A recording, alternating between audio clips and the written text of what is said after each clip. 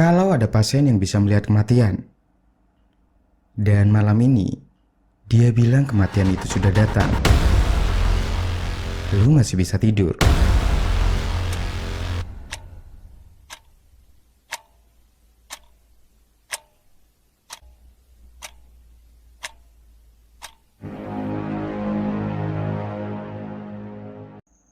Cuy, lu pernah gak sih ngerasain ada salah satu teman lu di tongkrongan yang ngomong sesuatu yang aneh, tapi saat itu lu itu cuma bisa ketawa cuy. Ya karena lu pikir dia itu cuma bercanda. Terus beberapa hari kemudian lu itu ngalamin sendiri apa yang temen lu itu ceritain. Dan di titik itu cuy, lu itu pasti bakalan mikir, anjing, ini sih mulai gak lucu. Gue selalu bilang, cerita horor yang paling serem itu bukan yang langsung jump scare, tapi yang pelan, realistis, masuk akal, dan tiba-tiba jadi gak masuk akal. Kayak kerja di rumah sakit di waktu shift malam. Awalnya sih cuman kerja, cuman shift malam, cuman pasien lansia. Sampai satu pasien mulai ngomong hal aneh, dan lu nganggep pasien itu cuman halusinasi. Terus pasien lain ngomongin hal yang sama. Apakah lu masih berpikiran rasional? Sampai pada akhirnya lu melihat itu sendiri. Malam ini cuy, kita lanjutin ceritanya tentang perawat itu, tentang pasien yang bernama Lena, dan tentang satu sosok yang selalu berdiri di pojok ruangan. Dan yang bikin merinding, sosok itu gak cuma dilihat sama satu orang.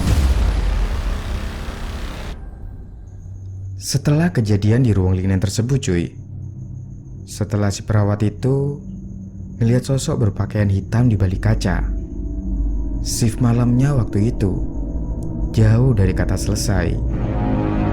Jam waktu itu baru lewat jam 2 pagi. Dan di rumah sakit tersebut, jam segitu itu justru yang paling berat. Bukan karena yang sibuk, tapi karena suasananya sepi. Waktu itu cuy, si perawat ini duduk di nurse station. Tangan masih sedikit gemeter. Dia pun minum air dan mencoba berpikir rasional. Mungkin cuma halusinasi, mungkin cuma kelelahan, dan mungkin ini sugesti dari pasien. Seperti yang gue ceritain sebelumnya cuy, dia itu seorang perawat yang berpengalaman. Jadi dia itu tahu kurang tidur bisa bikin otak ngaco, dan bisa bikin lo lihat sesuatu yang gak ada.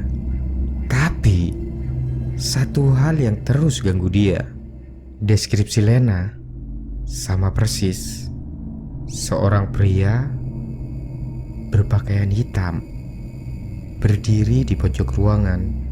Dan sekarang dia sendiri lihat sosok tersebut.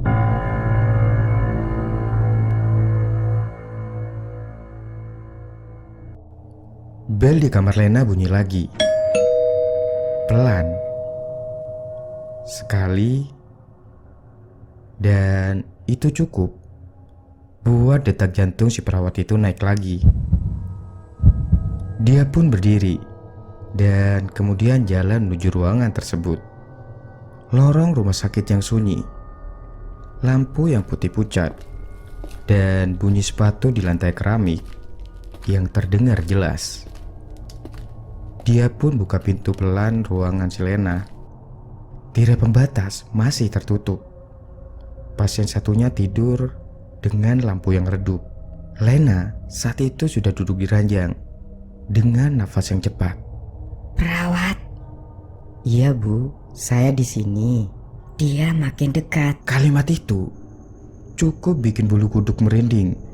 Namun, saat itu si perawat mencoba profesional dengan nada yang tenang. Siapa, Bu? Lena pelan-pelan mulai nunjuk pojok ruangan. Pojok yang sama yang selalu Lena tunjuk. Dia gak pernah pergi. Cuma nunggu.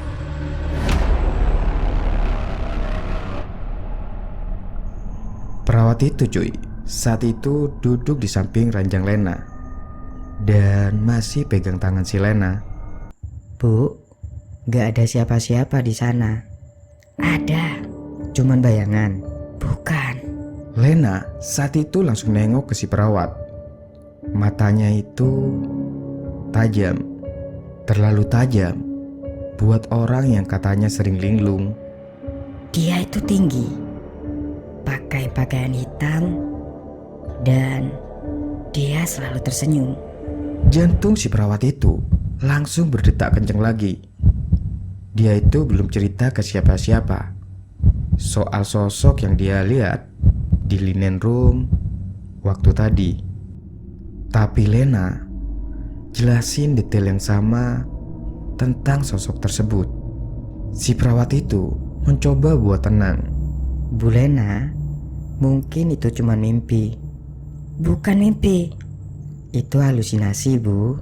Kalau cuma aku yang lihat, mungkin itu halusinasi. Tapi mereka juga bisa lihat. Mereka siapa, Bu? Yang sudah pergi. Ruangan di kamar Lena itu tiba-tiba langsung jadi dingin. Bukan dingin AC, tapi dingin yang bikin langsung merinding. Dan dari balik tirai, tiba-tiba ada suara. Pelan, serak. Dia ada lagi. Si perawat pun nengok, buka sedikit tirai, dan pasien sekamar Lena, nenek si pendiam itu, udah bangun. Matanya setengah terbuka, tapi cukup fokus untuk orang yang sudah tua. Ibu juga ngelihat. Nenek itu gak langsung ngejawab, cuma natap ke arah pojok ruangan si Lena. Natap lama, terus dia pun narik selimut sampai ke dadanya. Makanya saya minta tirai ditutup. Dia itu suka berdiri di situ. Perawat itu cuy langsung ngerasa perutnya kayak yang aneh. Satu pasien berhalusinasi wajar, tapi dua pasien ngeliat yang hal sama, itu sih mulai aneh. Si perawat itu keluar kamar sebentar. Dia narik nafas panjang di lorong, dan otaknya berusaha berpikir rasional.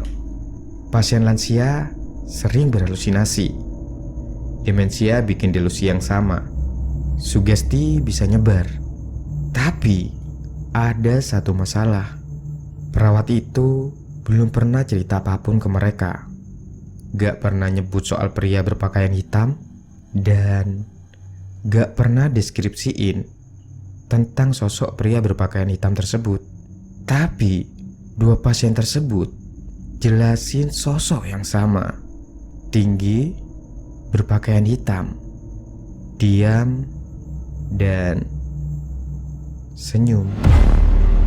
Perawat itu berdiri di lorong cuma beberapa detik, tapi dia itu udah mulai ngerasa gak nyaman. Kayak ada yang ngawasin dia dari jauh. Akhirnya cuy, si perawat itu masuk lagi ke kamar Lena dengan membawa segelas air. Ini Bu, minum dulu.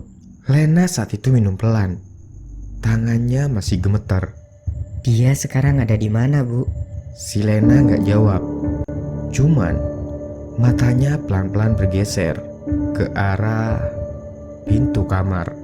Perawat itu refleks nengok, tapi gak ada siapa-siapa. Tapi jantungnya waktu itu langsung deg-degan. Dia suka pindah. Kalau kita perhatiin terlalu lama, dia itu bakalan pindah. Kalimat itu gak masuk di akal. Tapi suasana di kamar tersebut bikin semuanya terasa mungkin.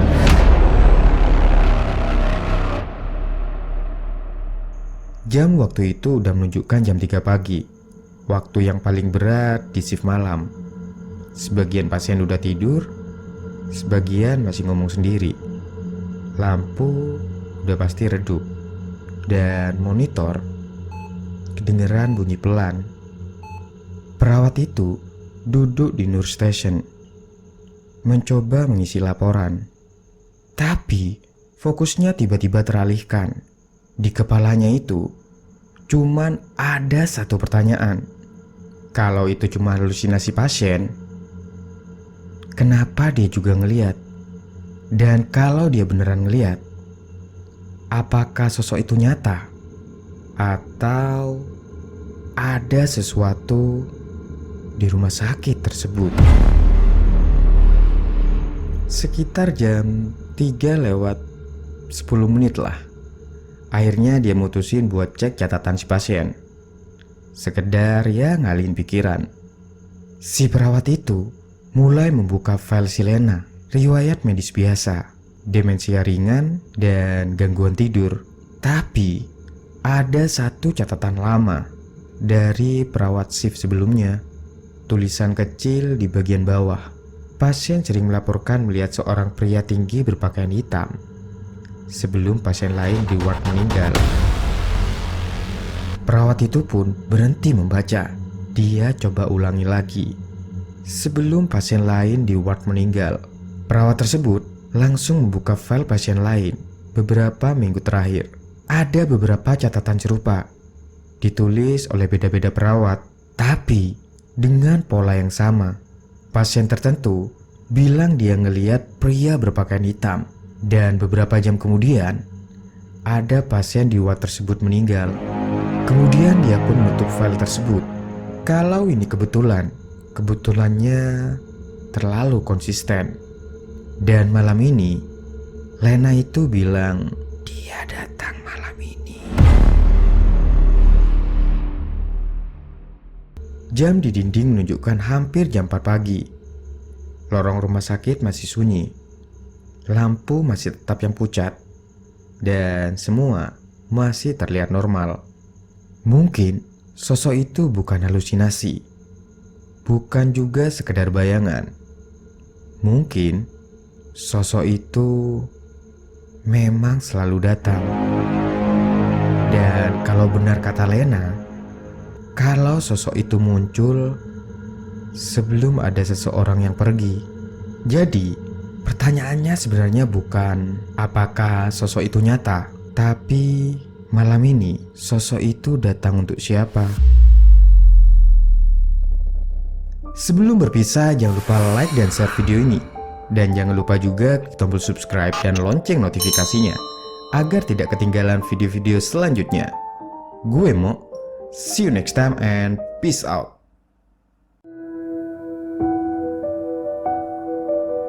Shadows crawl where the light can't stay. Breathless echoes in the void they